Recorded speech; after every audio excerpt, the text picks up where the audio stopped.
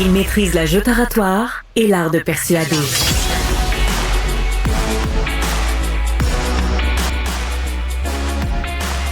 Alexandre Dubé. Vous avez peut-être vu ça, l'enjeu des véhicules électriques chinois, ça a même rebondi au G7 dans les dernières heures, tu sais, quand Mark Carney a approché le président américain, a essayé de le rassurer là, avec la quantité de véhicules chinois qui vont faire leur arrivée prochainement au Canada en disant non, mais ça représente juste une infime partie, une infime goutte d'eau dans l'océan de notre industrie. Mais je voulais faire du pouce aussi dans ce contexte-là sur un dossier de nos collègues du journal dans les derniers jours qui se sont penchés sur les véhicules chinois, entre autres. Ce matin, on parle aussi des capacités de recharge de batterie. Et notre collègue Antoine Joubert, chroniqueur au Guide de l'auto, est là. Salut Antoine.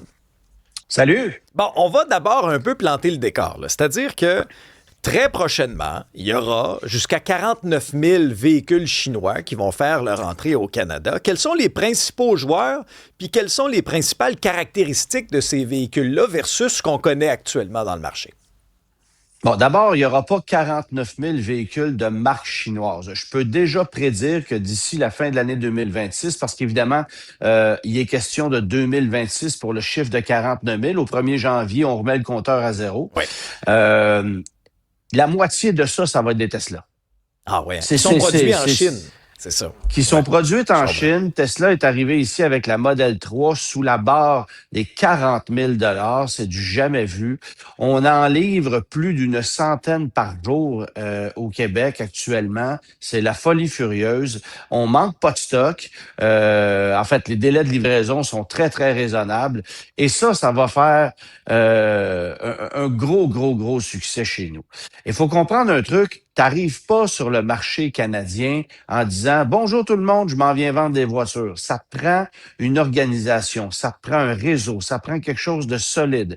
Combien de constructeurs sont arrivés sur notre marché dans la dernière décennie en tentant de réinventer la roue, en s'installant au Carrefour Laval avec un magasin placé à côté d'une parfumerie en pensant qu'on allait séduire des acheteurs? Ça n'a pas fonctionné. Ça a été un flop pour Genesis, ça a été un flop pour VinFast, ça a été un flop pour Polestar. Alors, c'est sûr que les Chinois doivent s'installer, bâtir des concessionnaires, vendre des voitures à la nord-américaine.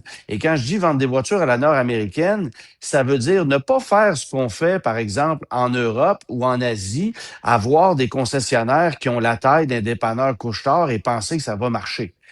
En Amérique du Nord, l'expérience client, c'est ce que ça prend. Et aujourd'hui, c'est pas pour rien que même des Mitsubishi ont des bâtisses à 10 millions, 15 millions de dollars. Si tu veux vendre des véhicules, être efficace et offrir une bonne expérience client, ça passe par ça. L'histoire nous l'a prouvé. Donc ça, c'est pas fait parce que, à ce que je sache, il n'y a aucun concessionnaire de marque chinoise qui est en construction en ce moment au pays.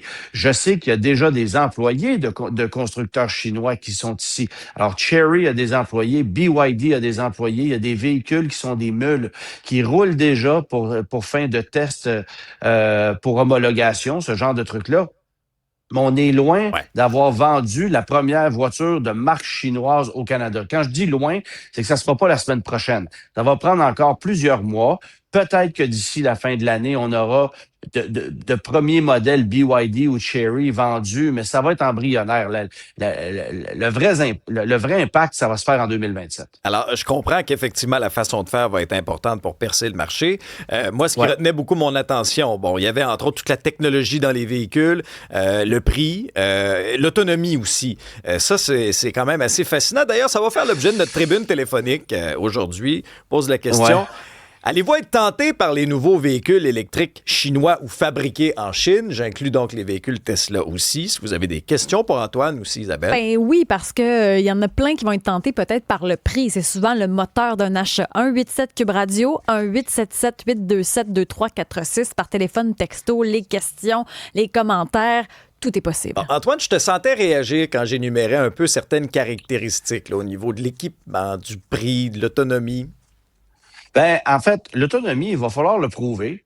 La vitesse de recharge, tout ça, va falloir le prouver aussi parce que, tu sais, une trop grande vitesse de recharge dans la technologie qu'on connaît, ça veut dire un impact sur la durée de vie de la batterie.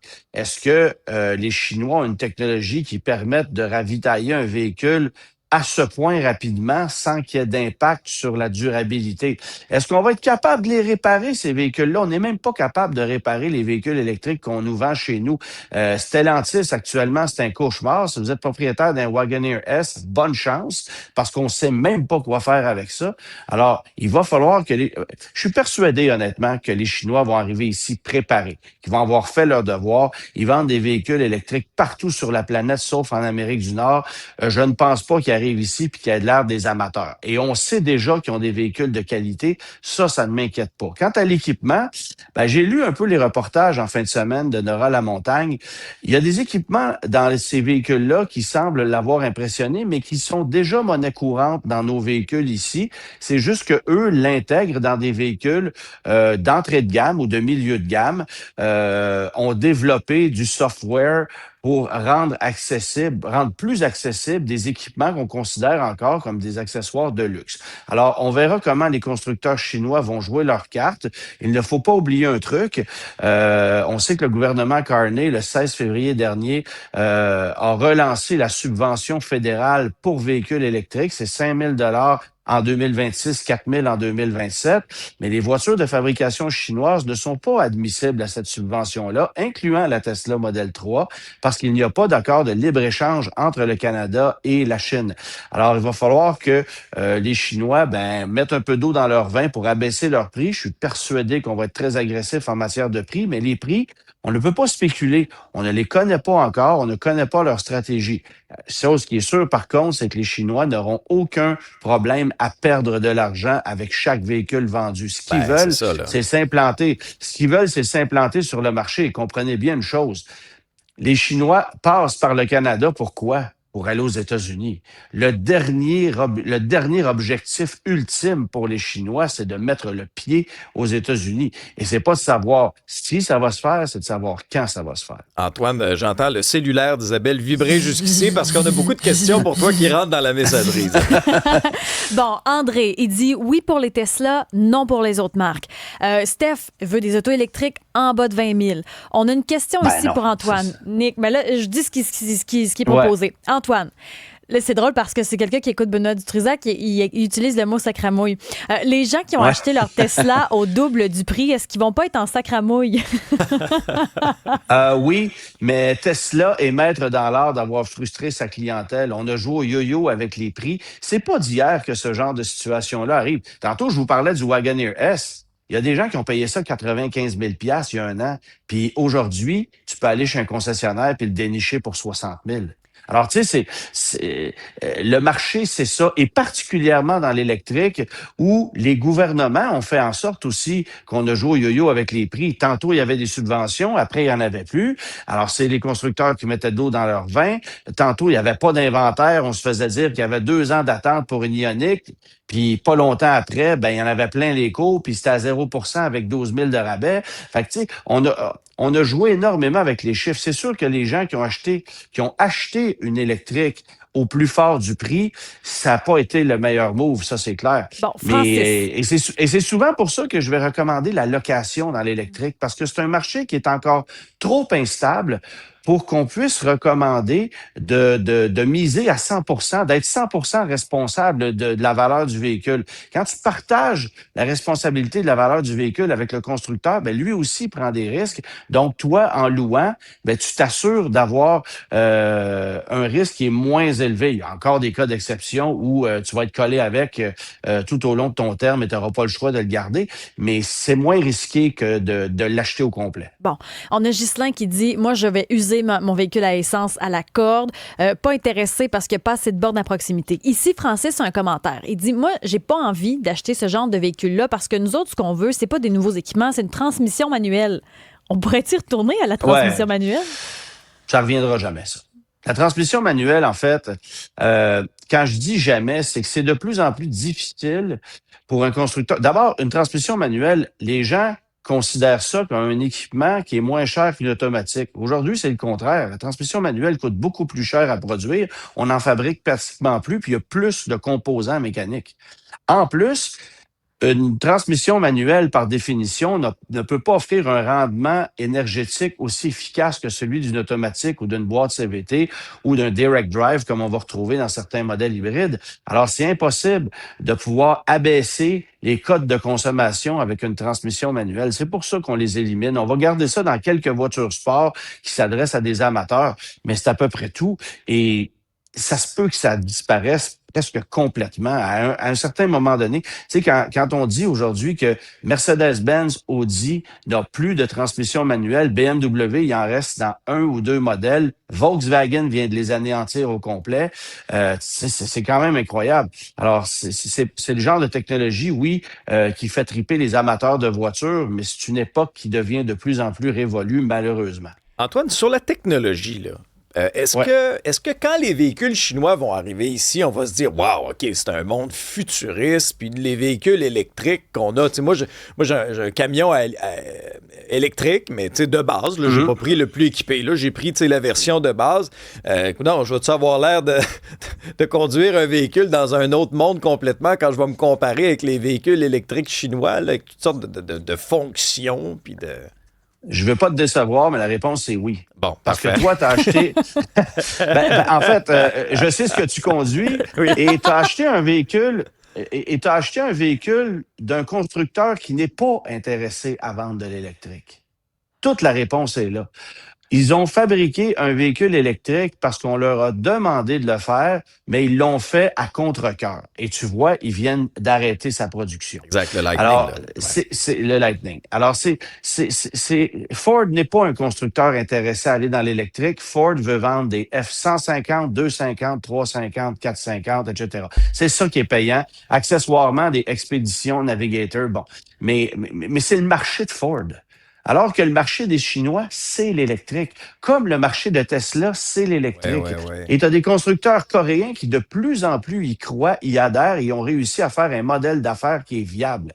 Mais les constructeurs américains, même General Motors, ont de la misère très sérieusement à se sortir la tête hors de l'eau parce que ça n'a jamais été leur modèle d'affaires. Le modèle d'affaires de Stellantis, c'est de vendre des Ram, des Jeep. Le modèle d'affaires de GM, c'est de vendre des Silverado, Sierra, Tahoe, Suburban, Escalade.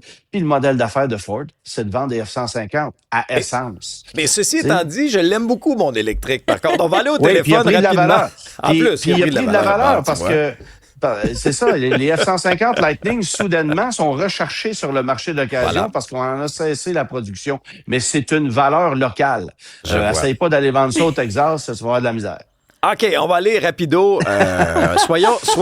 Soyons concis. Il y a Yvan au téléphone qui, lui, a peut-être l'intention de se laisser tenter. Salut, Yvan. Bonjour. Vous voulez acheter quoi, vous? Écoutez, votre invité qui est là m'avait suggéré à l'époque une Sportage hybride très satisfait. Fait que là, ma conjointe, elle aime ça. Elle dit, écoute, j'aimerais ça voir la petite nouvelle coquette. Oubliez ça, il y a 6 mois d'attente. Oh. Ouais. Pas capable d'en avoir. Fait que 6 mois d'attente. Fait que finalement, on va peut-être attendre que la chinoise rentre là, la BYD, là. Ah, BYD, Antoine? Ben, moi, je peux pas me prononcer sur ces voitures-là. Tu sais, oui, j'ai déjà conduit une BYD une fois, 15 minutes. Mais de là à dire, OK, j'en fais l'essai ici, je regarde le sérieux de sa construction, je recommanderai pas ça tout de suite. Je vais attendre que la voiture va être ici avant. Une Kia K4, vous parlez de la K4 ou de la EV4? K4. Non, la K4. La K4, OK, ouais, c'est ça. Ben, c'est des voitures un peu plus difficiles à avoir parce qu'il y a une très forte demande, parce que c'est pas le genre de véhicule avec lequel on fait beaucoup de profit. On est limité. Puis à chaque fois qu'il y a une unité qui rentre, ça sort tout de suite. Les prix sont agressifs aussi avec cette auto-là. Un gros merci. Ça peut valoir la peine d'attente, hein? Un gros merci, Yvan. Gérard est un travailleur de l'automobile. Bonjour, Gérard. Bonjour, ça va bien? Voyez ça, vous? Ben moi, j'ai travaillé 17 ans chez Toyota, donc on a vu les problèmes des véhicules Toyota, même si on sait qu'ils sont quand même assez bons. Moi, j'ai juste hâte de voir cet hiver, puis on va leur donner 1 an ou 2. Avant de commencer, moi, je disais toujours aux clients, attends quand le nouveau modèle sort, prends-les pas tout de suite, parce qu'il y a toujours les bébites qui sortent. Moi, présentement, Ben j'ai oui. un branchable, naturellement, parce que je marche encore essence et électricité, puis ça fait mon affaire. J'ai 84 km d'autonomie, puis avec le nouveau RAV4 qui s'en vient bien. Mais je dis pas que les Chinois, ça sera pas bon, mais on va les laisser passer un hiver. On va voir après l'hiver qui va avoir passé, le calcium puis tout, on verra. Mais comme dit M. Joubert, c'est pas fou. Il n'y arrive pas ici des Chinois là tout croche. Là. Ils vont arriver ici là préparés parce qu'ils savent qu'on a des bons hivers. Donc, d'après moi, ça devrait être bon. Mais laissons-leur un hiver passé, on va voir ce que ça va donner. Je trouve que c'est vite. On verra, puis si c'est correct, c'est correct. Merci beaucoup, Gérard. Un sage conseil, Antoine, d'être patient un peu. Sage conseil. Hein? Ben, en fait, moi, j'ai aussi hâte de voir à quel point on va être capable de les réparer, d'honorer les garanties, de les entretenir adéquatement.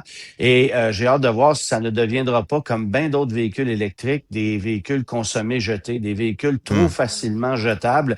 On sait que les compagnies d'assurance là ont révisé leur stratégie. Intact Assurance, récemment, a passé une règle dans son entreprise. 80% de la valeur du véhicule, on scrape automatiquement. Et c'est pas long se rendre à 80% quand il y a un petit accident sur un véhicule électrique. Ça, c'est un facteur qui m'inquiète beaucoup et qui plus est avec les Chinois qui fabriquent des véhicules un peu consommés, jetés, comme le fait Tesla, comme le fait VinFast, par exemple. Faut pas que ça devienne le Shein non plus automobile. Merci, Antoine. Salut. Plaisir, bonne journée.